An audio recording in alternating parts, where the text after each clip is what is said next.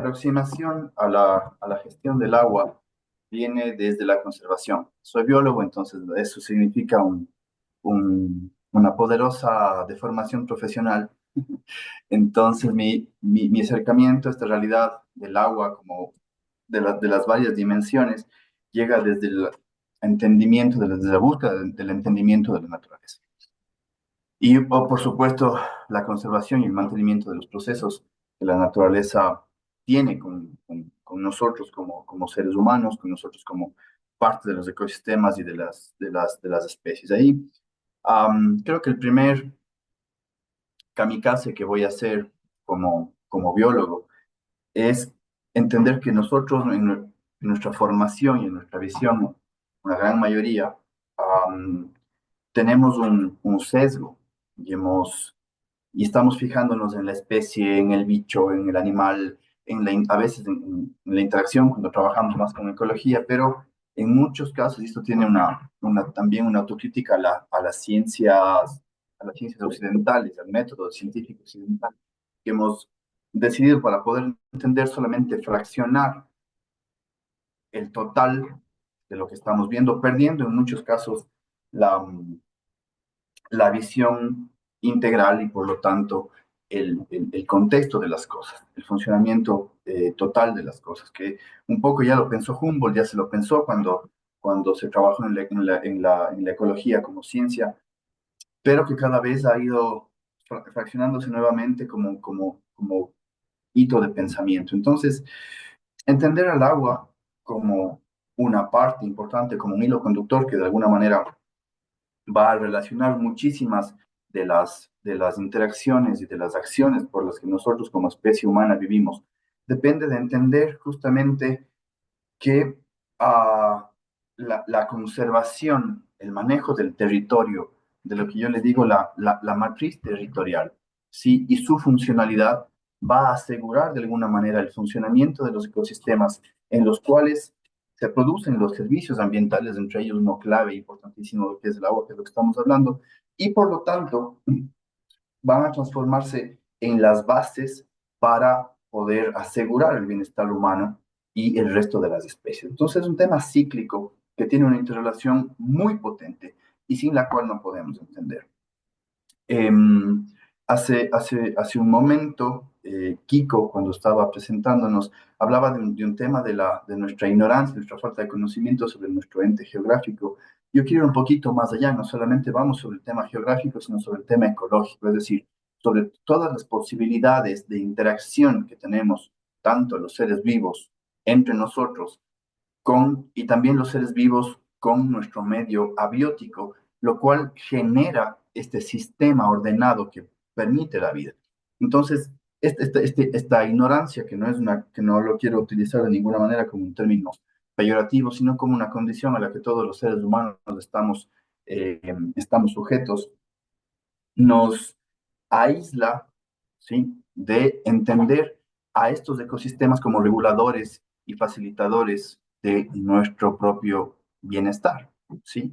No quisiera llegar al término supervivencia todavía, aunque estamos bastante cercanos con las situaciones que estamos viviendo ahora, cada vez se acrecientan más con fenómenos y con hechos diarios, los temas que están sucediendo, recién acaba de pasar en Patagonia, incendios aquí en el Ecuador, creo que todos los días sabemos y conocemos de fenómenos que complejizan los procesos de conservación, ¿sí?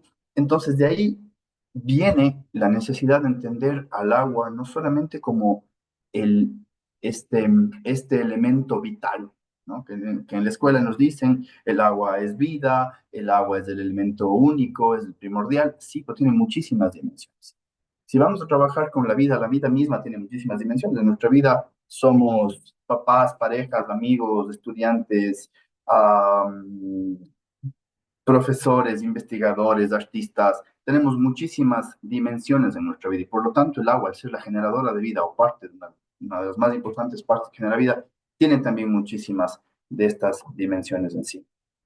Ahora, cómo estos ecosistemas trabajan y generan este proceso, es importante que lo conozcamos y que lo podamos divulgar. En los, y y ahí viene el segundo kamikaze que me tengo que hacer como biólogo, tal vez como parte del camino de la ciencia, es que muchas veces la información que se genera en las altas esferas académicas, en los artículos científicos publicados en las revistas de primero, de segundo cuartil, con todo la pompa y el boato que significa, no llegan a ser permeados a la población, que no tiene la obligación de ser especialista en temas biológicos, hídricos, de conservación, ecológicos, pero tienen la necesidad de conocer estos temas y nosotros tenemos la obligación de poder asegurar que esta información se transmita y llegue correctamente a esta gente, de traducir de alguna manera el paper científico y bajarnos, yo siempre le digo esto, el Olimpo académico, bajar del Olimpo académico y tocar tierra y ver realmente cuáles son las cosas que suceden para evitar esto de que este inbreeding, yo te cito, tú me citas, y ahí se quedan los artículos científicos entre 5 entre 10 personas, pero cuando esa información es clave que llegue a la sociedad.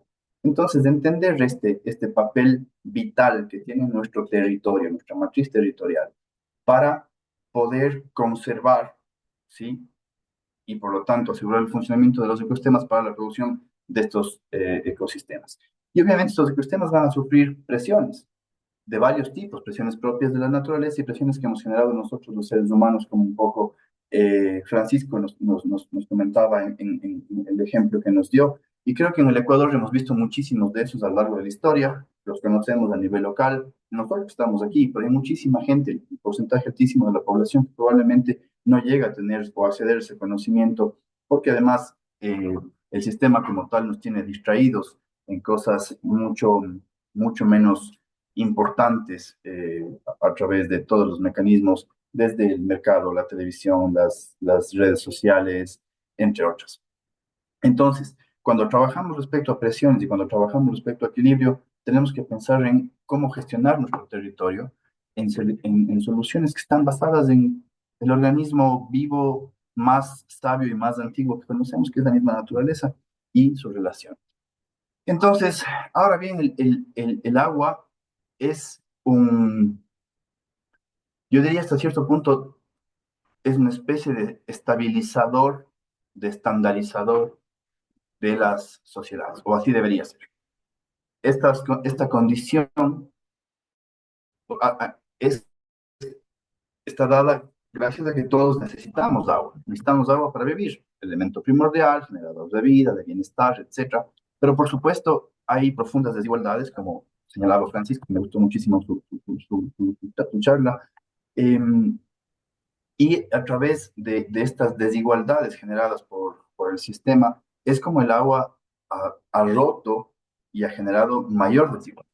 En vez de ser un estandarizador, como debería ser un derecho humano, un derecho natural, un derecho ecológico para todos y para todas, ha sido monopolizado y ha sido utilizado desde hace muchísimos años, no solamente en la época moderna, como un elemento que ha generado todo lo contrario, es decir, desigualdad, y por lo tanto deja de ser un servicio social, y en los casos modernos el tema de la privatización ha generado obviamente unas profundas brechas entre un derecho y un servicio. Entonces, estas situaciones generan, por supuesto, amenazas a la disponibilidad de agua. Y muchas veces hablamos de que la disponibilidad de agua no solamente es un tema geográfico, sino también es un tema del aumento de la población. Tanto necesitamos más agua para poder, de alguna manera, eh, generar y entregar el servicio o el acceso a este derecho a toda la población. Y claro, tenemos que manejar bien el agua. En el caso de Cuenca, aquí en Ecuador, eh, lastimosamente estamos acostumbrados, lastimosa y ventajosamente, es una cosa un poco extraña, estamos acostumbrados a tener agua de buena calidad 365 días al año, 24 horas al día. Y esto ha generado un nivel de exigencia altísimo en la gente, una costumbre de exigir el agua. En Cuenca se va el agua rarísima vez, una hora, dos máximo en algún lugar, y Aquí queda claro, un son un poquito escándalo, metido, ¿no? La porque grada. en algunos otros lugares, en el mismo Ecuador, muy cercanos de Cuenca, a pocas horas, eh, el agua la gente tiene agua 2 horas al día. Entonces, claro, tenemos que pensar en que estas situaciones tienen que cambiar definitivamente el paradigma y la forma de pensar inicial sobre cómo vamos a manejar el territorio y el agua y los otros servicios ambientales, y pensar en procesos de sostenibilidad y equitatividad en el tema de la distribución. Entonces, entender estas posibilidades a través de múltiples dimensiones, que es lo que ahora se ha puesto de moda y se llama el pensamiento complejo, que básicamente es un pensamiento ecológico, es un pensamiento integral, es decir, es entender al territorio, al agua, a la gente, a las especies, a los ecosistemas, como parte de un gran sistema en el cual todos y todas estamos inmersos, en el, del cual somos parte, del cual no somos un superior o un inferior, somos una pieza que tiene, por supuesto, una función, un nicho ecológico. Entonces, algunas propuestas interesantes con las que hemos comenzado a trabajar desde el punto de vista de manejo territorial de conservación. Uno es el tema dentro de estas situaciones de la protección y la restauración de ecosistemas. Claro. Sabemos que para el agua, ¿sí? Como este servicio ambiental de conexión, ¿sí? Incluso territorial, incluso económica, hay que pensar en que hay que proteger lo que nos queda. Y esto es súper importante porque estamos a puertas de una crisis global, no solamente climática, ¿sí? No solamente de agua, sino de biodiversidad. ¿Sí? Y perdonen, yo voy a hacer mucho énfasis en los temas de biodiversidad, tanto por la formación profesional por la que les contaba al inicio, pero también porque si es que no tenemos biodiversidad, esta función de producir y de mantener los equilibrios ecosistémicos no, simplemente no funciona, no se da. Esta función se ve cortada, se ve afectada. Entonces, estos ecosistemas claves tienen que ser manejados y tienen que ser protegidos para permitir que puedan seguir funcionando, que puedan seguir evolucionando, ¿sí? Esperemos al ritmo propio de la evolución, sin tener que alterarlos tanto para cerrarlos o para disminuir su actividad, pero que puedan funcionar para que puedan seguir produciendo, en este caso, servicios ambientales como el agua. Para esto hay un montón de soluciones que ya se han demostrado la efectividad y que obviamente van a variar en cada lugar. Acá en los trópicos, básicamente es dejar que estos ecosistemas vuelvan a funcionar en un proceso de restauración. Hace un par de años tuvimos uno de los incendios más grandes cerca del Parque Nacional Cajas, aquí en el sur del Ecuador, un ecosistema andino de 28.524 hectáreas, en donde se alberga la mayor cantidad de cuerpos lacustres en el mundo, la mayor concentración de cuerpos lacustres en el mundo. Por lo tanto, una cantidad de agua muy importante que es clave no solamente para el consumo humano de Cuenca, con 600.000 habitantes, Azogues y otras ciudades cercanas, sino también para procesos de agricultura y para procesos estratégicos a nivel nacional, como la producción de hidroelectricidad, como bien señalaba Kiko antes de que comencemos las charlas, mientras se conversaba, digamos, tras de cámaras. Entonces, este espacio territorial tiene una funcionalidad súper importante para el Ecuador, ¿sí? Y aquí, justo aquí, en el corazón, en donde se produce esta agua, en donde se almacena esta agua, en donde se distribuye esta agua, tuvimos incendios forestales gravísimos. Y nos preguntaban, ¿qué hacemos? ¿Qué hacemos para restaurar estos espacios? Nada, estos espacios en situaciones tropicales simplemente hay que dejarles volver a ser y evitar definitivamente que alguien pueda volver a generar un proceso como estos. Obviamente hay procesos para intentar acelerar estas operaciones, digamos, naturales, pero básicamente es dejar que la naturaleza vuelva a ser. En sitios en donde ha habido una mayor interacción del ser humano con los ecosistemas, como por ejemplo Europa, sí es importante que existan en algunos lugares interacciones humanas en donde se puedan generar mejores resultados al final. Cosas interesantes como algunas iniciativas de pagos por servicios ambientales se dieron en el Ecuador hace algunos años, por ejemplo, el programa Sociopáramo, el programa Sociobosque, en donde la gente que cuidaba o que manejaba un bosque recibía una compensación económica. Fue interesante como experiencia y tuvo muchas cosas positivas. Hay que aprender a manejar nuevamente esto y obviamente eso va a depender muchísimo también con los estudios de cómo funcionan las sociedades o los grupos sociales, las comunidades en donde estamos ingresando con estas propuestas. No podemos estandarizar. No es lo mismo un socio bosque, un socio en los Andes en el sur, que en los Andes en el norte, o en el caso por ejemplo, la Amazonía ecuatoriana. Entonces hay que entender también que hay condiciones, digamos, particulares en cada geografía y en cada cultura. que muchas veces nos olvidan, ¿sí?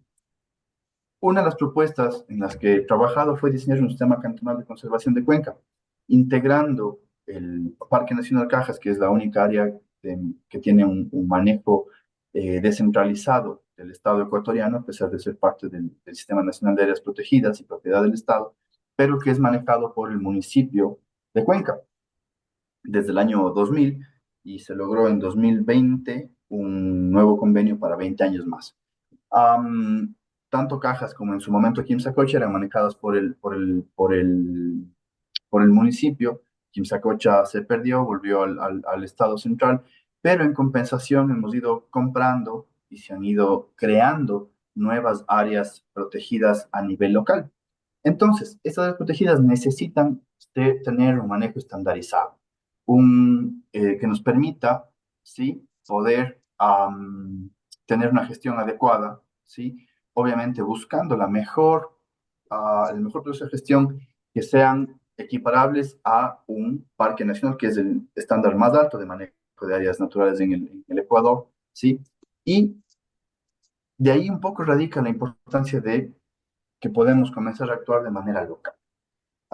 Este tema de que en diente duro no entran calles, como dicen las abuelas que son conocedoras de la gente y de los campos. Sabemos que no podemos hacer nada en contra del cambio climático global, que es muy complejo este rato ponernos a luchar con las potencias contaminadoras del planeta, con los procesos contaminadores del planeta.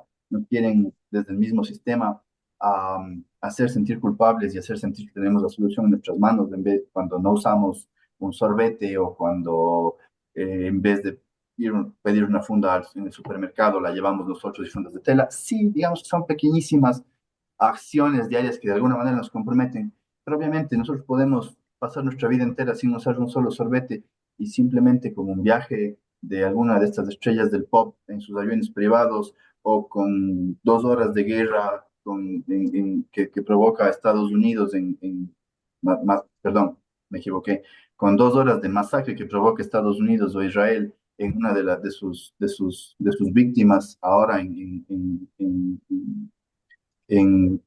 Gaza, está ya compensada toda la contaminación que nosotros todos podríamos dejar de generar por no usar sorbetes. Entonces también es parte de entender estas situaciones. Pero a lo que iba es que esta importancia local es que podemos de alguna manera también proteger estos pequeños espacios. Y si estas iniciativas se van recreando a lo largo de otros espacios geográfico-políticos, ecosistémicos, sociales, comunitarios, podemos generar una red que no sea solamente un sistema cantonal, sino una red de sistemas cantonales y generar a través de áreas protegidas del Estado, municipales, privadas, comunitarias, enormes espacios de conservación en donde además de asegurar la conservación de esos espacios y sus ecosistemas, estamos generando procesos de conectividad, que es un tema importantísimo que muchas veces en el diseño general de las áreas protegidas, del manejo de áreas de conservación, no se está trabajando. Las áreas protegidas, al igual que los ecosistemas, al igual que nosotros, necesitamos de conectividad, necesitamos relacionarnos entre nosotros para poder seguir funcionando. Si es que nosotros no tenemos conectividad entre un área y otra, un ecosistema y otro, vamos a perder los espacios de contacto y por lo tanto no vamos a poder asegurar los flujos de alimentación, flujos genéticos, flujos de recursos, de minerales, etcétera, que obviamente van a perjudicar el funcionamiento óptimo de estos espacios. Después, pensar en el agua como un espacio y un recurso, si ustedes quieren. No me gusta mucho llamarle a mi recurso, prefiero llamarle un servicio, porque el recurso es una cosa solamente para usar. Y un servicio es una cosa que se entrega y que se retribuye. ¿Sí? Cuando nosotros hacemos un servicio, lo hacemos obviamente con la mayor de las bondades y entregas, pero generalmente ese servicio está retribuido. Entonces, en ese sentido, pensar en el agua como un servicio que nos brindan los ecosistemas sobre el cual tenemos que retribuir, me parece clave también desde la epistemología de los términos. Entonces, el agua es un proceso, un servicio producido por sistemas complejos, en donde tenemos muchísimos factores que están todo el tiempo interactuando, ¿sí? En donde si es que una de las piezas comienza a fallar desde cualquiera de los puntos de vista, este servicio va, por supuesto, a verse afectado. Y ahí vienen temas claves que son necesarios también decirlos y por supuesto divulgarlos sobre cómo estamos usando el agua, cómo estamos distribuyendo el agua, cómo estamos dándole un destino final al agua que está siendo usada, cómo estamos retornando esas aguas a los ecosistemas después del uso en las ciudades, en los espacios en donde nosotros los seres humanos intervenimos. Y obviamente esto genera un proceso de equidad entre la distribución misma del servicio.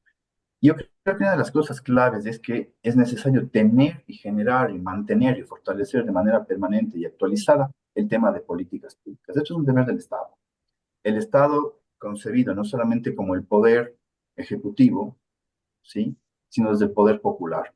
Y es importantísimo en ese sentido que nosotros, quienes estamos ahorita un poco tomando esta tarea de aportar en este manejo del agua, podamos, insisto, permear este conocimiento y nutrirnos todo el tiempo del conocimiento popular para que haya un proceso de fortalecimiento, insisto, local, ¿sí?, desde los diferentes puntos de vista. Nos tienen que lograr entender. No somos los ecologistas abrazadores de árboles, hippies de los setentas, sin querer menospreciar absolutamente para nada ese tema, sino un poco más bien nos quieren decir, ustedes vayan a abrazar árboles y ahí se acabó su gestión. No hay tal. Realmente el tema de la conservación y de la supervivencia de la especie humana, el bienestar de la especie humana, depende de que puedan entenderlo los biólogos, los ingenieros ambientales, los ingenieros civiles, a un abogado, un ama de casa, un niño, un conductor, que tengan esta información clave. Todo el mundo sabe cómo usar Instagram, Facebook, pero muy poca gente sabe dónde viene su agua. Muy poca gente sabe cómo se trata su agua. Muy poca gente sabe que de estos ecosistemas claves, el agua que permite que tengan energía eléctrica para cargar sus teléfonos celulares, viene de estos espacios sobre los cuales no hay cuidado. Y eso es un tema de política pública. Y es un tema que debemos exigir como ciudadanos y ciudadanas, pero para poder exigir tenemos que estar conscientes de lo que tenemos y de cómo se debe. Y ahí justamente viene esta parte de generar educación y participación comunitaria, ¿sí? Tanto procesos de educación ambiental, y decimos, sí, los niños son el futuro, sí, por supuesto, y son más receptivos de un montón de cosas, y sacarles de los espacios de control de que el sistema les pone con redes sociales y teléfonos y demás, es complejo, pero yo creo que es necesario este rato y es casi una acción desesperada a la cual tenemos que recurrir para poder um, fortalecer y asegurar los procesos de conservación.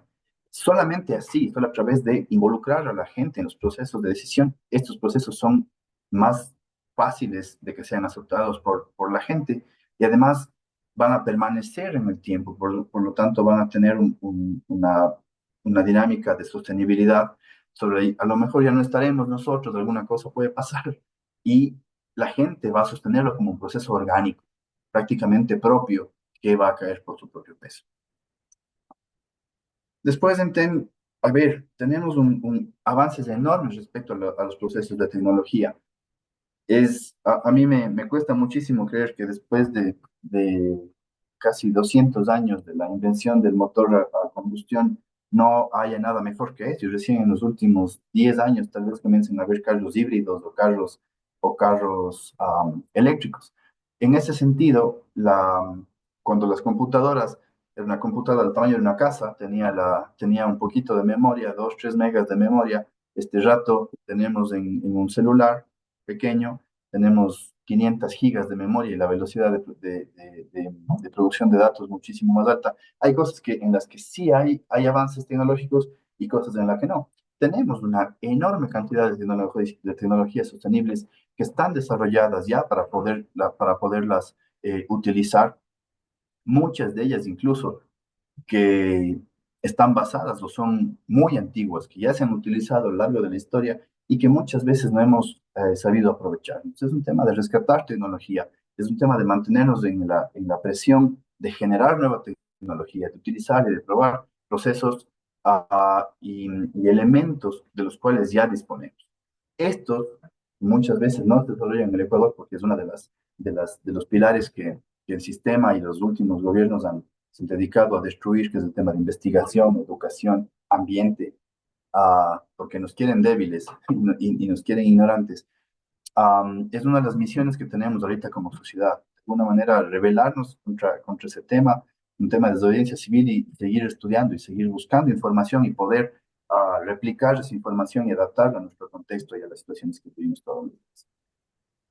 Y ahí justamente viene el tema de la investigación y la formación de capacidades. Formar gente, no solamente educar gente. O sea, a veces la universidad está sobrevalorada, lo tengo que decir, y muchas veces está el conocimiento llamado empírico o el conocimiento propio también no tiene el valor real que existe. Entonces, Francisco nos contaba en su ejemplo, nosotros tenemos aquí también ejemplos importantes, no solamente de conocimientos, sino realmente de procesos de formación, que es un tema mucho más integral que la educación nomás. ¿Sí? Para ser un buen profesional hay que ser una buena persona. Y ser una buena persona es justamente entender todos estos procesos de los cuales estamos hablando. Estamos hablando de sostenibilidad, estamos hablando de equidad, estamos hablando de distribución igualitaria, estamos hablando de derechos de la naturaleza, estamos hablando de futuro, estamos hablando de bienestar común, que creo yo que ese es el verdadero sentido de la vida. El verdadero amor es el bien común.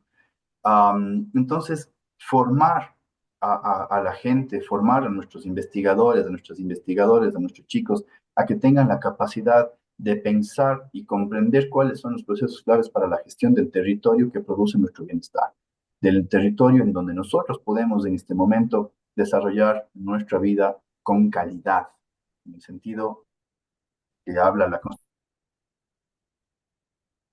del Ecuador, que es un sentido mucho más amplio incluso que la misma Constitución, que es el summa causa. Em, Rápidamente, ya para terminar, aquí en Cuenca hemos trabajado un poco en estas 4 líneas en algunos años, cuando Cuenca tenía muchísima visión, se desarrollaron estos procesos desde la misma construcción de la planta de aguas residuales de Tapa para poder tratar las aguas utilizadas en la ciudad y devolverlas al río en buen estado. La visión enorme de haber creado la primera área de conservación municipal, que es Mazán, en el Ecuador, la visión de asumir la gestión del Parque Nacional Cajas. Han sido procesos que han tenido, yo creo, una visión muy, muy interesante a largo plazo. Y este rato, esa visión, hay que ser un poco honesto también, está bastante perdida, pero creo que es una semilla importante que se tiene que trabajar en la resistencia y en el manejo. Entonces, trabajarlos integralmente a través de estos procesos que generan un compromiso ciudadano, y gracias a esto es también que, o parte de esto es que este quinto río se manifestó en septiembre y que mostró realmente cuál es el compromiso ciudadano desde cualquier lugar con su agua y con su territorio, con su Quimsacocha, con sus Cajas, con su Mazán, con sus áreas de conservación, con sus cerros, con su espacio vital, con los ríos, que son espacios vitales para nosotros cuencanos y cuencanas, con nuestros vecinos, a quienes no conocemos en muchos casos, porque la vida se va haciendo así cada vez más lejana y la vida de barrio se va perdiendo, pero siguen siendo de alguna manera nuestros cohabitantes y con quienes también tenemos una responsabilidad. Obviamente, esta responsabilidad nos tiene que, ah, nos hace de alguna manera buscar cómo gestionarla de manera eficiente y eficaz. Entonces, en esta situación, los procesos investigativos, los procesos de gestión integral como tal del agua, también a través de infraestructura tecnológica, de investigación y de tener conocimiento para poder tomar decisiones en la conservación y el manejo de estos ecosistemas críticos productores. Trabajar con la gente, generar alianzas y fortalecer y generar los procesos de conciencia colectiva. ¿Sí? Si es que Cuenca no fuera exigente con todos los días tener agua 24 horas al día, si es que Cuenca no tuviera esta experiencia afortunada de, de este vínculo con sus montañas y con sus espacios rurales y con sus ecosistemas, probablemente el Quinto Río no habría tenido el caudal que tuvo de cerca de 130, 150 mil personas en septiembre del año pasado. Y esto yo creo que nos deja una lección bastante interesante y una experiencia bastante interesante a nivel de Cuenca. Entonces, algunos de los hitos, además del Quinto Río, obviamente están el tema de las consultas populares, en donde Cuenca definitivamente como un actor político, ¿sí? No solamente un actor, una situación activista, una situación científica o una situación técnica, sino como actor político. La población pudo tener y generar uno de estos hitos que fue justamente el tema de, en más del 80% de la población, negarnos a la explotación minera metálica en nuestros páramos, porque consciente o inconscientemente sabemos que esto es un riesgo para nosotros y para la gente, para los cuencanos que van a nacer, esperamos que pronto.